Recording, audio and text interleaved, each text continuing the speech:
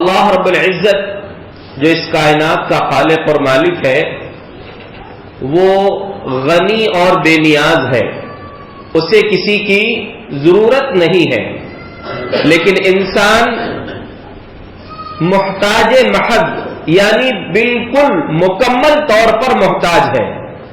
چاہے بظاہر اللہ تبارک و تعالی نے اس کو ساری آسانیاں دے رکھی ہوں، بہت نعمتوں سے نوازا ہو، اس کے باوجود بھی اللہ کی مرضی کے بغیر وہ کچھ نہیں کر سکتا۔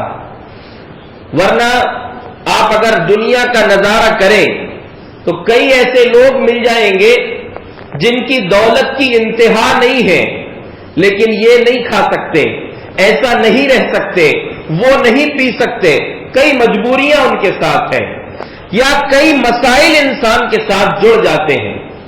انسان مکمل طور پر مجبور ہے اور اللہ رب العالمین بے نیاز ہے، تعریفوں والا ہے۔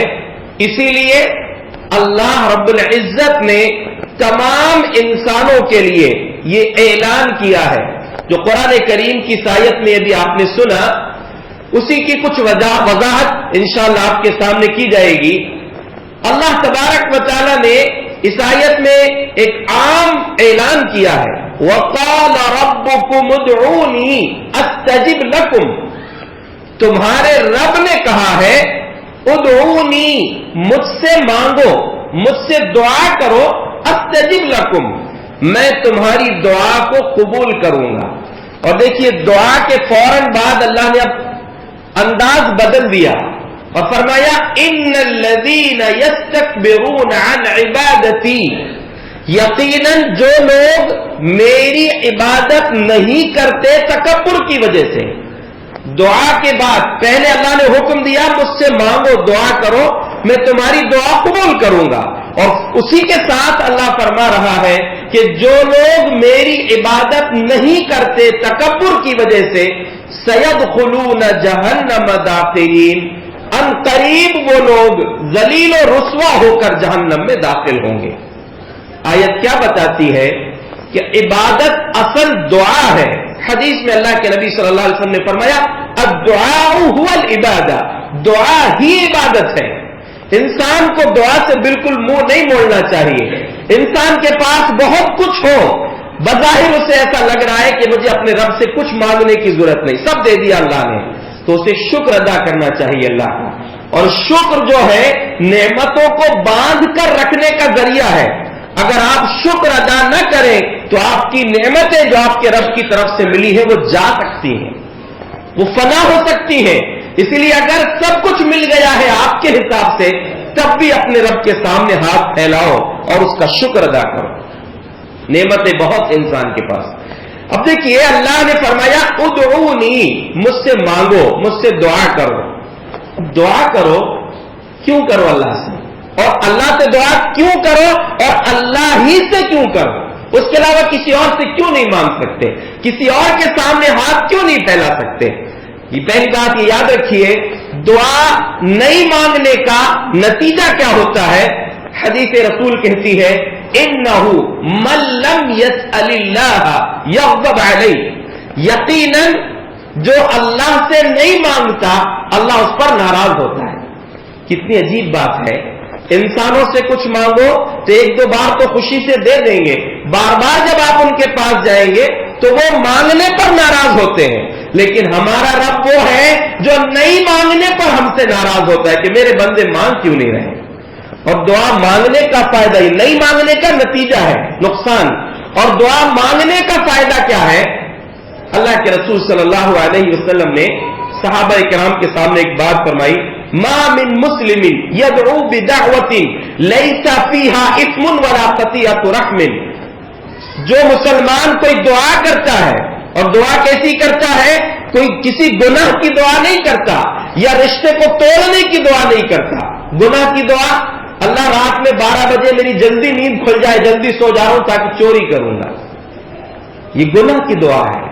یا پھر کوئی رشتے کو توڑنے کی دعا کرے کہ فلاں رشتہ دار میرے سامنے میرے برے وقت میں کام نہیں آیا، اللہ مجھے اتنی دولت دے دے کہ میری ضرورتیں پوری ہو جائے، میں کبھی اس کے گھر نہیں جاؤں گا، اس سے رشتہ ختم کر دوں گا. یا اسی طرح کوئی بھی دعا ہو سکتی ہے جس میں گناہ یا رشتے کو توڑنے کی بات کہی گئی ہو، ایسی دعا نہ ہو. اس کے علاوہ اچھی دعا کوئی مانگ رہے، پیارے نبی نے فرمایا 3 آپشن میں سے ایک نہ ایک انسان کو ضرور ملتا ہے. پہلی چیز، اما ان تعجل له دعوته، یا تو اس کی دعا فوراً قبول کر لی جاتی ہے.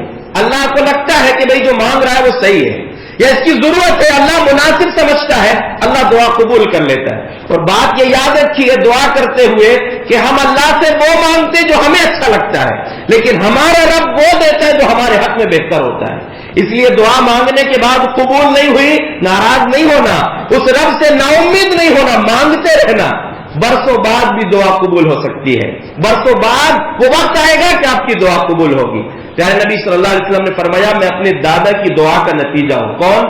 ابراہیم علیہ السلام تقریباً 2500 سال پہلے دعا کیے تھے کہ اللہ اس مکہ کے علاقے میں ایک نبی بھیجنا. 2500 سال بعد دعا قبول ہوئی ابراہیم علیہ السلام. تو اس لیے دعا اگر قبول فوراً نہیں ہوئی تو یہ سوچئے کہ ہم جو مانگے تو وہ ہمارے حق میں بہتر نہیں ہوگا، اس لیے اللہ نے نہیں دیا. تو یا تو اللہ فوراً دعا قبول کر لیتا ہے، یا پھر اما ان یدخرها له فی الاخرہ، اللہ اس دعا کو نیکی بنا کے قیامت کے دن کے لیے آپ کے لیے ریزرو کر دیتا ہے، تو اس کے بدلے میں آپ کو ثواب مل جائے گا. یا تیسرا آپشن، اللہ تبارک و تعالیٰ کسی آنے والی مصیبت کو ٹال دیتا ہے، یعنی نقصان کہیں سے نہیں ہے دعا کرنے میں. صحابہ نے کہا کہ اذن نقصر، تو ہم خوب دعا کریں گے، اذن نقصر، ہم خوب دعا کریں گے. تو آپ نے فرمایا اللہ اکثر، اللہ بھی خوب دے گا تم کو. یعنی دعا کرنے سے رکنا نہیں، خوب مانگنا، اللہ کے خزانوں میں کوئی کمی نہیں ہے. اب اللہ ہی سے کیوں مانگیں؟ اللہ تبارک و تعالیٰ نے قرآن میں ایک بات کہی ہے، اپنا تعارف پیش کیا ہے، یولج اللیل فی النہار ویولج النہار فی اللیل وسخر الشمس والقمر کل یجری لاجل مسمی ذلکم اللہ ربکم والذین تدعون من دونہ ما یملکون من قطمیر. کہ دیکھو تمہارا رب وہ ہے جو رات کو دن میں داخل کرتا ہے، دن کو رات میں داخل کرتا ہے، جس نے سورج چاند کو برابر ایک وقت کے لیے کام پر لگا دیا ہے، جو برابر چل رہے ہیں. ایسا اللہ تمہارا رب ہے. اور لوگوں تم اس کو چھوڑ کر جس سے دعائیں کرتے ہو، جن سے مانگتے ہو، جن کے سامنے ہاتھ پھیلاتے ہو، ما یملکون من قطمیر، وہ ایک کھجور کے گٹھلی کے اوپر جو چھلکا ہوتا ہے، جو پردہ جھلی ہوتی ہے، اس کی بھی طاقت نہیں رہتی. یہ اللہ تبارک و تعالیٰ ان سے کہہ رہا ہے جو اللہ کو چھوڑ کر غیروں سے مانگتے ہیں. تو اللہ نے فرمایا کہ وہ تو کھجور کی تو بہت دور کی بات ہے، کھجور کے اندر کی گٹھلی کے اوپر جو ایک باریک سی پنی جھلی ہوتی ہے، جو پردہ ہوتا ہے، اس کو بھی دینے کی تمہیں طاقت نہیں رکھتے. اور اس کے بعد بڑی خوبصورت بات اللہ نے فرمایا ہے، جس کو تم پکار رہے ہو، لا يسمعوا دعاءکم، وہ تمہاری دعاؤں کو سنیں گے نہیں، وَلَوْ سَمِعُوا مَا اسْتَجَابُوا لَكُمْ، اور بالفرض سن بھی لیے تو تمہاری دعا کو قبول نہیں کر سکتے. وَيَوْمَ الْقِيَامَةِ يَكْفُرُونَ بِشِرْكِكُمْ، اور قیامت کے دن تو بول دیں گے اللہ کے سامنے، ہم نے تو نہیں بولے تم کو کہ ہم سے مانگنا، ہماری عبادت کرنا، ہماری پوجا کرنا، ہمارے سامنے ہاتھ پھیلانا، ہم نے نہیں کہا تھا ان سے. تو اللہ تبارک و تعالیٰ نے اس کے بعد کہا ہے، یا ایھا الناس انتم الفقراء واللہ انتم الفقراء الی اللہ واللہ هو الغنی الحمید. اے لوگوں، پوری دنیا کے انسان چاہے کسی بھی مذہب کے ماننے والے ہوں، سارے انسان اسی پالنہار کی مخلوق ہیں، سب اسی کے بنائے ہوئے ہیں، سارے انسانوں سے وہ پالنہار وہ اللہ رب العالمین کہہ رہا ہے، یا ایھا الناس انتم الفقراء الی اللہ، اے لوگوں تم سب اللہ کے محتاج ہو، سب اس کے محتاج ہو. واللہ هو الغنی الحمید، اللہ رب العالمین بے نیاز ہے، تعریفوں والا ہے. اور اگر اس سے نہیں مانگو گے، ان یشاء یذھبکم ویأتی بخلق جدید، اللہ چاہے گا تم کو برباد کر دے گا اور دوسری مخلوق کو پیدا کر دے گا. اس اللہ کے لیے کوئی مشکل نہیں ہے. یہاں میں بتانا یہ چاہ رہا ہوں کہ دعا صرف اللہ سے کی جائے اور اللہ سے مانگا جائے. اللہ وہ ہے، پیارے نبی نے فرمایا کہ جب بندہ اپنے ہاتھوں کو اللہ کے سامنے اٹھاتا ہے، حی کریم، اللہ کریم ہے، اس کو حیا آتی ہے، شرم آتی ہے، ان یردہما صفرا خائبتین، کہ اپنے بندے کے اٹھے ہوئے ہاتھوں کو واپس خالی کر دے، اس کو شرم آتی ہے۔ جس رب کو دینے میں شرم نہیں آتی، ہم مانگنے میں کیوں شرما رہے ہیں؟ مانگیے اس سے، اس کے پاس وہ خزانے ہیں جو جب سے کائنات بنی ہے تب سے خرچ کر رہا ہے، آج تک اس کے خزانے میں کوئی کمی نہیں آئی۔ اسی لیے دعا کرنا چاہیے۔ اور جو بات اللہ نے کہا کہ جو لوگ تکبر کی وجہ سے میری عبادت نہیں کرتے وہ عنقریب ذلیل اور رسوا ہو کر جہنم میں جائیں گے، اس موقع پر یہ بات یاد رکھیے، سب دعا کا سب سے بہتر طریقہ، سب سے عظیم طریقہ وہ ہے نماز ہے۔ پوری نماز دعاؤں کا مجموعہ ہے۔ ہم جو ہے دعائیں اگر دیکھیں تو رٹی رٹائی جو دعائیں ہیں، یہ جو بچپن سے مطلب جو بچپن سے جو چند دعائیں یاد کر لیے ہیں، انہی دعاؤں پر ہمارا کام چل رہا ہے۔ جیسے رکوع کی دعا سبحان ربی العظیم، سجدے کی دعا سبحان ربی الاعلی، اللہ میرا رب جو پاک ہے، عظمت والا ہے، یہ نماز آپ کی ہو رہی ہے۔ لیکن کبھی اس سے آگے بڑھ کے سوچئے، پیارے نبی اکثر رکوع اور سجدے میں جو دعا پڑھتے تھے، سبحانک اللہم ربنا وبحمدک اللہم اغفر لی، اے اللہ تو ہمارا رب ہے، تو پاک ہے، تیرے لیے تعریف ہے، اے اللہ مجھ کو بخش دے۔ یہ دعا اکثر آپ پڑھتے تھے، یہ دعا یاد کرنا چاہیے۔ سجدے کی دعا ام المومنین عائشہ صدیقہ رضی اللہ عنہا فرماتی ہیں، ایک دن بستر میں اللہ کے نبی صلی اللہ علیہ وسلم نہیں تھے، میں تلاش کری، چھوٹا سا کمرہ تھا، تلاش کی تو آپ سجدے کی حالت میں تھے، آپ کے دونوں قدم کھڑے تھے اور آپ کے پیروں پر میرا ہاتھ لگا، سجدے میں آپ دعا کر رہے ہیں، اللہم انی اعوذ بک برضاک من سخطک وبمعافاتک من عقوبتک واعوذ بک منک لا احصی ثناء علیک انت کما اثنیت علی نفسک۔ اے اللہ تیری پکڑ کے مقابلے میں تجھ سے معافی چاہتا ہوں، تیرے عذاب کے مقابلے میں عافیت چاہتا ہوں، تیری ناراضگی کے مقابلے میں تیری خوشنودی چاہتا ہوں، میں تجھ سے ہی تیری پناہ چاہتا ہوں۔ اللہ میں تیری ویسی تعریف نہیں کر سکتا جیسے تو خود ہے، اللہ تو ویسا ہے جیسے تو نے خود بیان کیا ہے۔ یہ دعا کبھی شاید آپ نے پڑھا ہو یا سنا ہو، یہ سجدے کی دعا ہے، سجدے میں یہ دعا کبھی پڑھنا چاہیے۔ ایک صحابی آ کر پوچھے ام المومنین سے، اللہ کے رسول اکثر کون سی دعا پڑھتے ہیں نماز میں؟ تو انہوں نے کہا کہ اللہ کے نبی دعا پڑھتے ہیں، اللہم انی اعوذ بک من شر ما عملت ومن شر ما لم اعمل، اے اللہ میں تیری پناہ چاہتا ہوں ان کاموں کے شر سے جو کر چکا ہوں، مجھ سے جو گناہ ہو گئے اللہ ان کو معاف کر دے، اور جو مستقبل میں کرنے والا ہوں، یعنی اللہ تجھ سے دعا کرتا ہوں کہ مجھ سے مستقبل میں گناہ نہ ہو۔ یہ دعائیں نماز میں پڑھنے کی ہیں۔ سورہ فاتحہ جو نماز کی دعا ہے، نماز میں اہم ترین دعا ہے، کتنی پیاری دعا، اور ہم اس میں اللہ سے بات کرتے ہیں۔ کتنے نامراد ہیں وہ لوگ، بڑے محروم ہیں وہ لوگ جو نمازوں سے غافل ہیں، کبھی کبھی کی پڑھ لیتے ہیں، مرضی کے مطابق پڑھتے ہیں۔ یاد رکھیے ہم جب نماز پڑھتے ہیں اللہ کے سامنے کھڑے ہیں، ہم کس جگہ ہے سوچئے۔ موسیٰ علیہ السلام کو موقع ملا تھا اللہ سے بات کرنے کا، تو کیا کیا انہوں نے؟ اللہ نے موسیٰ کے ہاتھ میں ایک عصا تھا، پوچھا ما فی یمینک یا موسیٰ، موسیٰ علیہ السلام سے بات ہوئی اللہ کی، تو اللہ نے پوچھا موسیٰ تمہارے ہاتھ میں کیا ہے؟ تو سیدھا جواب تھا کہ لاٹھی ہے، لیکن اللہ سے بات کرنے کا موقع ملا ہے تو اپنی بات کو لمبی کر رہے ہیں۔ ہی عصای اتوکأ علیہا واہش بہا علی غنمی ولی فیہا مآرب اخری، اللہ یہ میری لاٹھی ہے، اس سے میں اپنی بکریوں کے لیے پتی جھڑاتا ہوں، اس پر ٹیک لگا کے کھڑا ہوتا ہوں، اس کے علاوہ بھی میرے اس کے ذریعے سے بہت سے کام ہوتے ہیں۔ کیا ضرورت تھی سب بولنے کی؟ اس لیے بول رہے تھے کہ اللہ سے زیادہ دیر بات ہو جائے۔ نماز ہم اللہ سے بات کرتے ہیں، پیارے نبی نے فرمایا جب بندہ کہتا ہے الحمدللہ رب العالمین، تمام تعریفیں اللہ رب العالمین کے لیے ہیں، اللہ کہتا ہے حمیدنی عبدی، میرے بندے نے میری تعریف کی ہے۔ سوچیے اللہ ہم میں سے ہر ایک کا جواب دیتا ہے، کیسے دیتا ہے اللہ کو معلوم۔ جب بندہ کہتا ہے الرحمن الرحیم، اللہ جو بہت مہربان رحم کرنے والا ہے، اللہ کہتے ہیں مجدنی عبدی اثنى علی عبدی، میرے بندے نے میری تعریف میری ثنا بیان کیا ہے۔ پھر اللہ کے سامنے جب بندہ کہتا ہے مالک یوم الدین، وہ فیصلے کے دن کا مالک ہے، تو اللہ جواب دیتا ہے مجدنی عبدی او فوض الی عبدی، کہ میرے بندے نے میری بزرگی بیان کیا ہے، معاملے کو میری طرف سونپا ہے۔ اور جب ہم کہتے ہیں ایاک نعبد و ایاک نستعین، اے اللہ ہم تیری ہی عبادت کرتے ہیں، تجھ سے ہی مدد چاہتے ہیں، اللہ فرماتا ہے ھذا بینی و بین عبدی ولعبدی ما سأل، یہ میرے اور میرے بندے کے بیچ کے معاملہ ہے، اب میرا بندہ جو مانگے گا میں اسے دوں گا۔ پھر اس کے بعد جب ہم کہتے ہیں اہدنا الصراط المستقیم، پوری آخر تک جب دعا کرتے ہیں کہ اللہ ہمیں سیدھے راستے پر چلا اور یہود و نصارہ کے راستے سے، گمراہی کے راستے سے بچا، تو اللہ فرماتا ہے ھذا لعبدی ولعبدی ما سأل، یہ میرے بندے نے مجھ سے مانگ لیا، اب میرے بندے نے جو مانگا ہے میں اسے دوں گا۔ سچے دل سے مانگیے گا، عادت بنائیے، رسمی نماز مت پڑھیے، دل سے نماز پڑھیے۔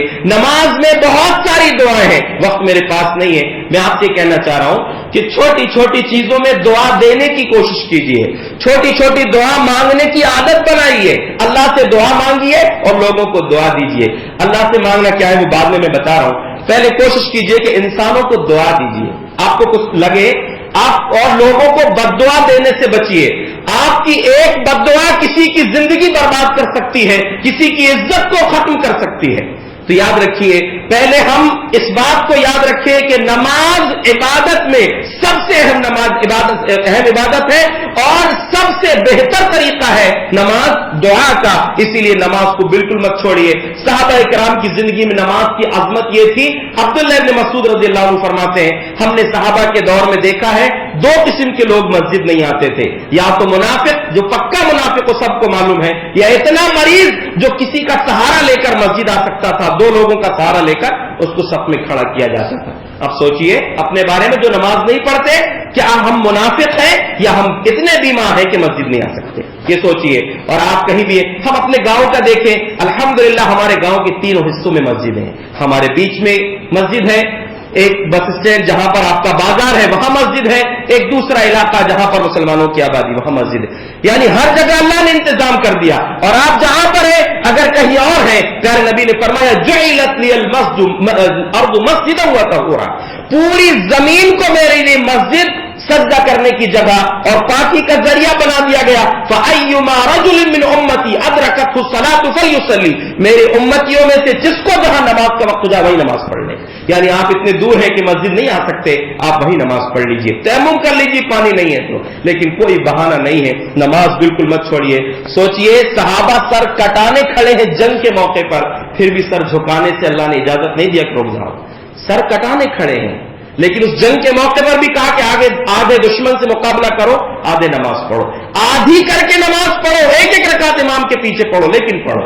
سوچ لیجئے اس سے بڑی کوئی بات نہیں ہو سکتی کہ جو لوگ سر کٹانے کھڑے ہیں ان کو بھی اللہ نے موقع نہیں دیا کہ تم سر نہیں جھکاؤ گے تو چل جائے گا، ایسا نہیں کہا۔ اسی لیے یہ سب سے اہم دعا ہے، اور دعا جو ہے لوگوں کو دعا دینا سیکھیے، اپنے چھوٹے چھوٹے الفاظ میں دعا کرنا سیکھیے۔ دعا کیسے دینا؟ پہلی چیزیں بد دعا سے بچنا، بد دعا نہیں دینا۔ پیارے نبی نے فرمایا لا تدعوا علی انفسکم ولا علی اولادکم ولا علی اموالکم، اپنے خلاف بد دعا مت کرو، اپنے بچوں کو بد دعا مت دو، اپنے مال کے خلاف بد دعا مت کرو، کہیں ایسا نہ ہو کہ وہ قبولیت کی گھڑی مل جائے جس میں دعا قبول ہوتی ہے اور تم پریشان ہو جاؤ۔ آپ نے اپنے بیٹے کو دے دی بد دعا کہ تو غارت ہو جا، تیرا ستیہ ناش ہو جائے، اور معلوم ہوا کہ وہ قبولیت کی گھڑی تھی اور وہ قبول ہو گئی۔ کبھی ایسا ہوتا ہے کہ ایک دعا کتنا خطرناک نقصان پہنچا دیتی ہے۔ بنی اسرائیل کا ایک شخص تھا جریج، انتہائی نیک، بڑا عبادت گزار، گاؤں سے باہر اس کی چھوٹی سی کٹیا تھی، عبادت کرتا تھا۔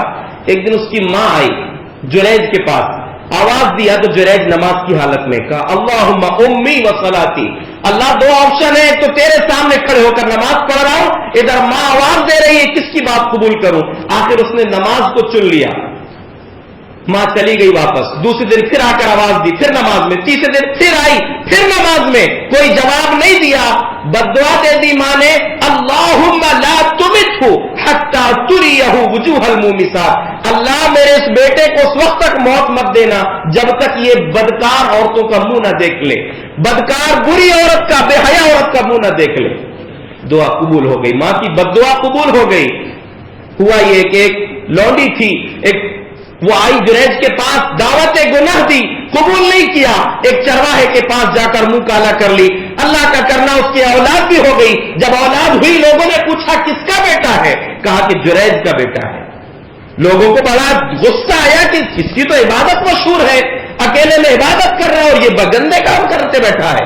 لوگ گئے, خوب مارا, اس کے عبادت خانے کو توڑ دیا. جریج نیچے اترے, باہر نکلا اور نماز پڑھی, اور اس کے بعد وہ بچے کو گود میں لے کر کہا کہ من ابو کا, بچے جو ابھی جس کی پیدائش ہوئی اس بچے سے پوچھا کہ تیرا باپ کون ہے؟ اس نے بتایا کہ فلاں چرواہا میرا باپ ہے. تو یہ تو بعد میں وضاحت ہو چکی, کلیئر ہو گیا معاملہ.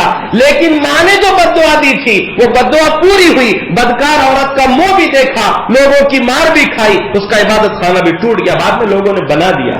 لیکن ایک دعا بہت نقصان کر سکتی ہے, ایک بد دعا. اور اگر آپ کی ایک دعا کسی کو لگ جائے وہ دعا زندگی بنا سکتی ہے. اس لیے پیارے نبی کی زندگی کو دیکھیے, آپ اکثر دعا دیتے تھے, صحابہ کرام بھی دعا دیتے تھے. کسی سے کوئی فائدہ مل جائے اس کو دعا دیجیے, اور فائدہ نہیں بھی لیے تو دعا دے دینا. آپ نے مشہور واقعہ سنا ہوگا, سعد بن ربی عبد الرحمان بن عوف, دونوں کے درمیان بھائی چارہ ہوا. سعد بن ربی مدینے کے بڑے مالدار ہیں, عبد الرحمان سب کچھ چھوڑ کے مکہ سے مدینہ آئے. بھائی چارہ ہوا. سعد بن ربی نے کہا کہ میرا بہت مال ہے, 2 باغ ہیں, ایک لے لو ایک میں رکھ لوں گا. 2 بیویاں ہیں, ایک کو طلاق دے دیتا ہوں, تم اس سے نکاح کر لینا. کہا کہ نہیں, بارک اللہ لک فی اہلک و مالک. لیا بھی نہیں, عورت بھی نہیں لیا, دولت بھی نہیں لیا. کہا اللہ تمہارے مال میں اور تمہارے اہل میں برکت دے, مجھے بازار کا پتہ بتا دو, میں خود محنت کر لوں. کچھ نہیں لیا پھر بھی برکت کی دعا دے رہے ہیں.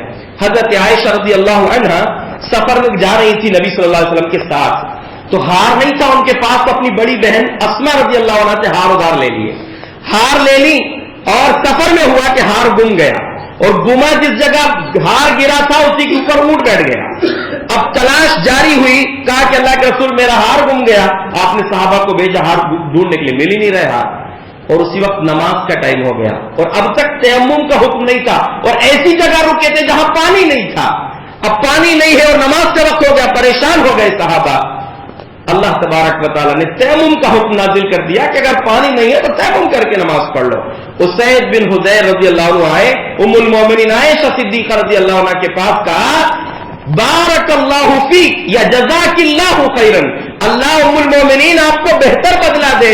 آپ کو جب بھی کبھی ایسا ہوا ہے اصابت کی شیء تکرہی نہ ہو, آپ کو کوئی ایسی چیز جب بھی پہنچی ہے, ایسا حادثہ آپ کے ساتھ پیش آیا ہے جس کو آپ ناپسند کرتی ہو, تو اللہ نے آپ کے لیے نکلنے کا راستہ بھی بنا دیا اور لوگوں کے لیے اس میں برکت ڈال دیا ہے. دیکھیے کیا کہہ رہے ہیں, اللہ آپ کو برکت دے, اللہ آپ کو بہتر بدلہ دے.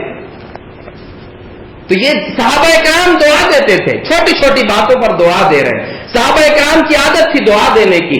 پیارے رسول صلی اللہ علیہ وسلم نے لوگوں کو دعا دیا ہے, اور ایک ایک دعا, خاص طور سے بچوں کو دعا دینا چاہیے. ایک دعا زندگی کا کیسے کایا پلٹ سکتی ہے. اللہ کے نبی صلی اللہ علیہ وسلم نے جو بچوں کو دعائیں دی ہیں ان لوگوں نے بڑا مقام حاصل کیا ہے. حضرت اسامہ بن زید اور نبی صلی اللہ علیہ وسلم کے نواز حضرت حسن, اسامہ بن زید کہتے ہیں کہ اللہ کے نبی نے ہم دونوں کو ایک ایک طرف گود میں بٹھا لیا اور اپنے سینے سے لگا کر کہا اللہم انی احبہما فاحبہما, اللہ مجھے ان دونوں بچوں سے بڑی محبت ہے, اللہ تو بھی ان کو میری محبت عطا فرما دے, تو ان سے محبت کر لے. اب مقام دیکھیے, پیارے نبی نے حسن اور حسین سے کہا سیدہ شباب اہل الجنہ, میرے یہ دونوں نواسے حسن و حسین جنت کے جوانوں کے سردار ہوں گے. اللہ جب محبت کسی سے کرنے لگے تو اللہ جبرائیل السلام کو بلا کر کہتا ہے کہ فلاں بندے سے مجھے محبت ہے, تم بھی محبت کرو. جبرائیل پورے آسمان کے فرشتوں میں اعلان کر دیتے ہیں جن کی تعداد اللہ کے سوا کوئی نہیں جانتا, آسمان والے دنیا والے سب اس سے محبت کرنے لگ جاتے ہیں. ایک چھوٹے ننھے بچے ہیں عبداللہ بن عباس رضی اللہ عنہ, نبی صلی اللہ علیہ وسلم کے چچازاد بھائی, چھوٹے سے صحابی, ننھے صحابی. اللہ کے نبی نے ان کو دعا دی اللہم علمہ الکتاب, کہتے ہیں مجھے اپنے سینے سے لگا کر پیارے نبی نے دعا دی تھی. ان کی قسمت کی کیا کہنے, کائنات کے سب سے مقدس سینے سے لگ کر دعا لی ہے. کہا کہ اللہم علمہ الکتاب اللہم علمہ الحکمہ, اے اللہ میرے اس بھائی کو, یہ چھوٹے ننھے بچے کو, اس کو کتاب کی علم سکھا دے, اسے حکمت سکھا دے, سمجھداری عطا کر دے. اللہ نے کیا مقام دیا, رئیس المفسرین, اس دور سے لے کر قیامت تک جتنے مفسر آئیں گے, قرآن کی تفسیر کرنے والے آئیں گے, سب کے سردار عبداللہ بن عباس رضی اللہ عنہ, یہ اللہ نے مقام دیا. انس بن مالک بیان کرتے ہیں کہ ایک دن اللہ کے رسول صلی اللہ علیہ وسلم ہمارے گھر آئے سلیم نے کھجور یعنی ان کی امی نے کھجور اور گھی پیش کی تو آپ نے فرمایا کہ کھجور بھی رکھ دو, گھی بھی رکھ دو, میرا روزہ ہے. فقام فی ناحیۃ البیت فصلی غیر المکتوبہ, پیارے نبی گھر کے کونے میں کھڑے ہوئے اور نفل نماز آپ نے 2 رکعت پڑھی. فدعا لأم سلیم واہل بیتہا, ام سلیم کے لیے دعا کیے, ان کے گھر کے تمام لوگوں کے لیے دعا کیے. ام سلیم حضرت انس کی امی وہ لے کے آ گئی, کہا اللہ کے نبی ان علی خویصہ, میرا ایک خاص بچہ ہے, اس کے لیے دعا کر دیجیے. کہا کون ہے؟ کہا خادم کا انس, آپ کا خادم انس, اس کے لیے دعا کر دیجیے.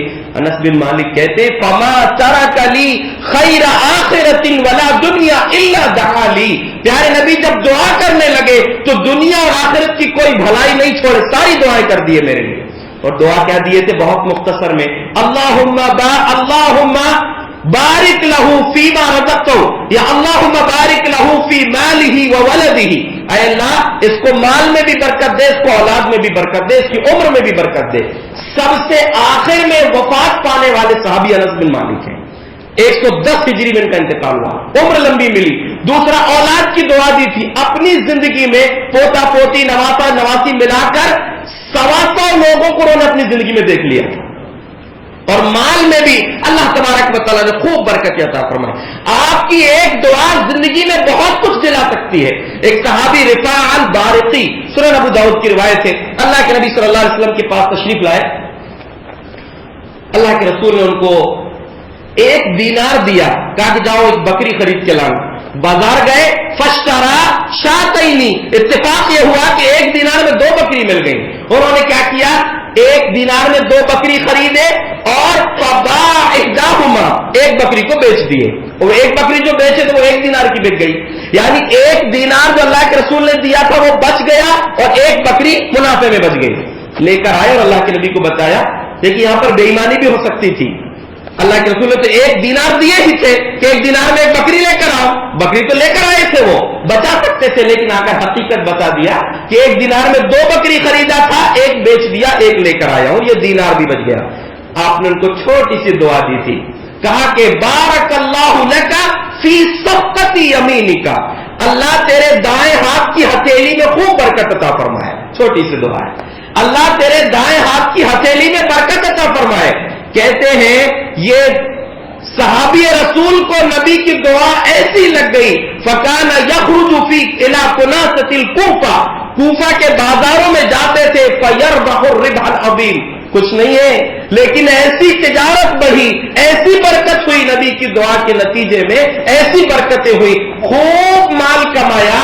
فکان اکثر اموالا من اہل الکوفہ, پورے کوفہ کے سب سے بڑے امیر بن گئے, پورے کوفہ شہر کا سب سے بڑا مالدار انسان بن گیا, جو ابھی 1 دینار لے کے کچھ دنوں پہلے نبی کے لیے بکری خریدنے گیا تھا. ان کی ایمانداری پر پیارے نبی نے کیا دعا دی تھی, بارک اللہ لک فی صفقۃ یمینک, تیرے دائیں ہاتھ کی ہتھیلی میں اللہ خوب برکت عطا فرمائے. آپ بچوں کو دعا, بارک اللہ, اللہ برکت دے آپ کو. آپ کو کسی سے کچھ ملے آپ اس کو برکت کی دعا دیں. کسی کے گھر کھانا کھانے گئے ہیں, عیب نکال کے جاتے, گوشت نہیں گلا, نمک کم ہو گیا, یہ ہو گیا اور نہیں, دعا دیجیے اللہم بارک لہم فیما رزقتہم واغفر لہم وارحمہم, اے اللہ تو نے جو ان کو دیا ہے, ان میزبانوں کو جنہوں نے ہم کو کھلایا ہے, ان کو جو روزی تو نے دیا ہے اس میں برکت عطا فرما, ان کو بخش دے, ان پر رحم فرما. تو دیکھیے دعا دیجیے, لوگوں کو دعا دیجیے. اللہ کے نبی صلی اللہ علیہ وسلم کے صحابہ دعا دیتے تھے. حضرت عمر رضی اللہ عنہ ایک دن گئے اپنے داماد نبی صلی اللہ علیہ وسلم کے گھر. جیسے گئے تو اللہ کے نبی مسکرا سے لمبا ہے, مجھے صرف جو بتانا ہے وہ یہ کہ اللہ کے رسول صلی اللہ علیہ وسلم مسکرانے لگے حضرت عمر کو دیکھ کر, ہنستا ہوا دیکھا جیسے حضرت عمر نے تو کہا, چھوٹا سا لفظ ہے, اضحک اللہ سنک, اللہ کے رسول زندگی بھر اللہ آپ کو ہنستا ہوا رکھے. کتنی پیاری دعا ہے, اللہ آپ کو ہمیشہ اچھا رکھے, ہمیشہ ہنستا مسکراتا رکھے. ورنہ ایسے لوگ بھی ہوتے ہیں سماج میں, کیا بات ہے بہت کچھ دیکھ رہے ہو, یعنی خوشی جمتی نہیں, خوش دیکھا نہیں جاتا لوگوں کو, ایسے بھی رہتے. ویسا دل مت رکھیے, لوگوں کو دعا دیجیے. اضحک اللہ سنک, اللہ آپ کو ہمیشہ خوش رکھے, اللہ آپ کے مال میں برکت عطا فرمائے. تو دعا کرنا, دعا اسی طرح دعا کرنا ہے. اللہ رب العالمین سے وہ دعائیں مانگی جو اکثر اللہ کے نبی مانگتے تھے. کچھ دعائیں ہیں, ام المومنین عائشہ رضی اللہ عنہا فرماتی ہیں, اکثر بہت زیادہ اللہ کے نبی یہ دعا کرتے تھے, اللہم ربنا آتنا فی الدنیا حسنہ وفی الآخرۃ حسنہ وقنا عذاب النار، اے اللہ ہمارے رب ہمیں دنیا میں بھی بھلائی دے، آخرت میں بھی بھلائی عطا فرما، اور ہمیں جہنم کے عذاب سے بچانا۔ مشہور دعا ہے، ربنا سے آپ کو یاد ہے، اس میں اللہم لگا لیجیے، اللہم ربنا، یہ صحیح مسلم کی حدیث ہے۔ ایک صحابی نے پوچھا کہ اللہ کے نبی اکثر کیا بولتے تھے؟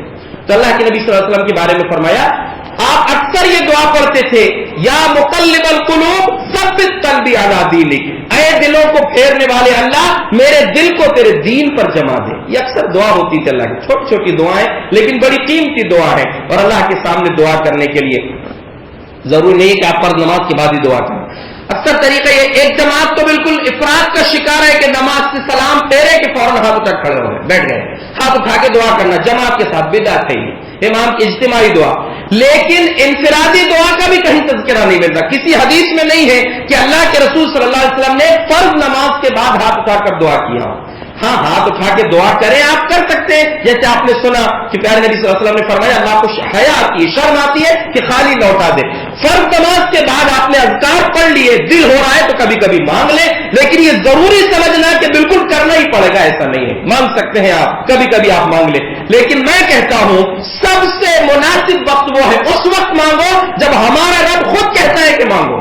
کون سا وقت ہے؟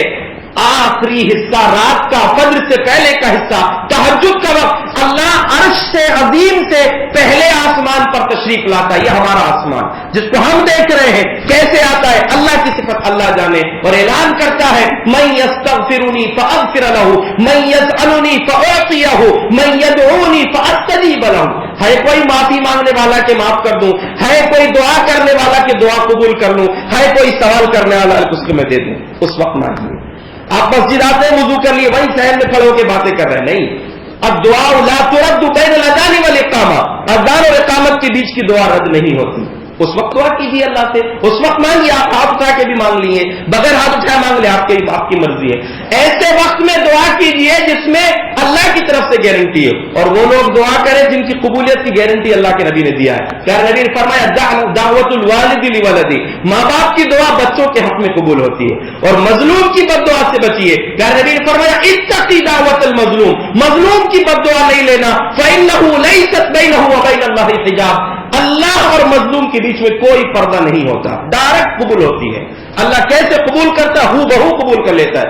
سعید بن زید ایک صحابی ہے، ان کا گھر قبضہ کر لی تھی کسی ایک عورت نے، بوڑھی عورت، لوگوں نے کوشش کیا کہ واپس مل جائے، نہیں دی، اس نے کہا کہ دعوہا وایاہا، اس کو بھی چھوڑ دو، اس گھر کو بھی چھوڑ دو، اور رب کے ہاتھ میں رب کی بارگاہ میں ہاتھ اٹھا کر دعا کر دیا، اے اللہ ان کانت کاذبۃ، اگر یہ جھوٹی ہے فاعمی بصرہا واجعل قبرہا فی دارہا، اس کو اندھا کر دے اور اس کی قبر اسی کے گھر میں بنا دے۔